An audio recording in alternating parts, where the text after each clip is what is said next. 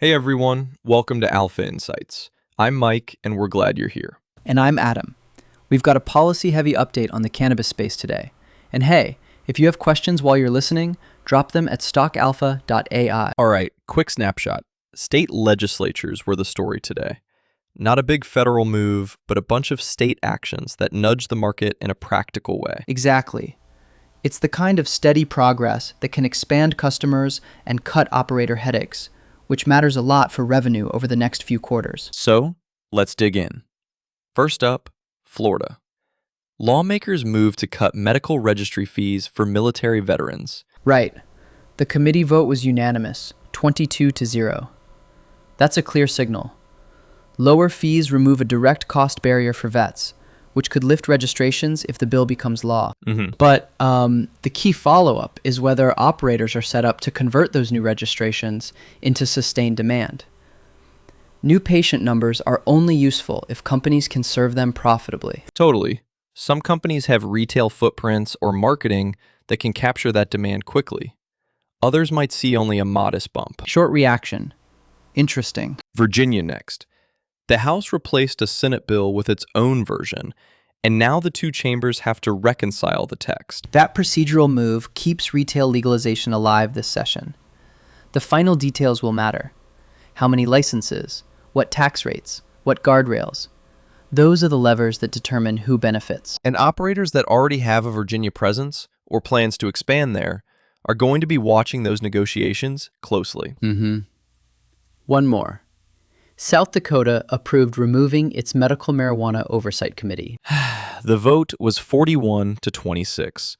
Lawmakers framed it as cutting an unnecessary layer of bureaucracy to streamline administration. Streamlining usually lowers compliance costs and can speed approvals. Over time, that can help margins. But yeah, the devil is in implementation. Quick cultural note. There was also a reflective feature in High Times about counterculture and psychedelics, which is a reminder that mainstream storytelling around these topics keeps evolving. Yeah, it's a small thing, but media framing helps normalize demand and investor interest. Storytelling matters. Names to watch: the main cannabis ETF, MSOS, and companies like Trulieve, Green Thumb, Curaleaf, and Tilray. Policy news often flows into ETF and single stock activity. For investors, the near-term catalysts are straightforward. Final floor votes in Florida and South Dakota, bicameral talks in Virginia, then rulemaking if bills pass. Implementation is where the outcomes get defined. Fee schedules, licensing rounds, timelines for stores opening. That's when revenue impacts start to show up. If you're wondering timing, if a bill becomes law this session, expect measurable company revenue effects in roughly 1 to 4 quarters, depending on how fast rulemaking and licensing move. And the risks are obvious. Amendments, vetoes, slow rulemaking, operational delays. Even a positive committee vote isn't a done deal until signatures and rules are in place. So what's our take?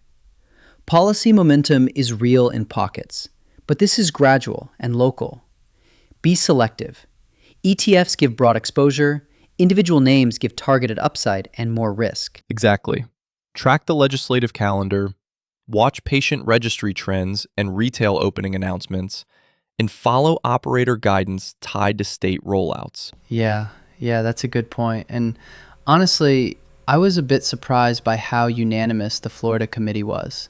That helps passage odds. Final quick takeaways? Policy wins at the state level today. Practical progress, not a national overhaul. Watch implementation over the next few quarters for real revenue signals. And remember to pay attention to MSOS and names like Trulieve, Green Thumb, Curaleaf, and Tilray when policy milestones hit markets. Got questions? We'd love to hear from you. Head over to stockalpha.ai, where you can ask us anything and we'll answer live. And while you're there, check out more market content.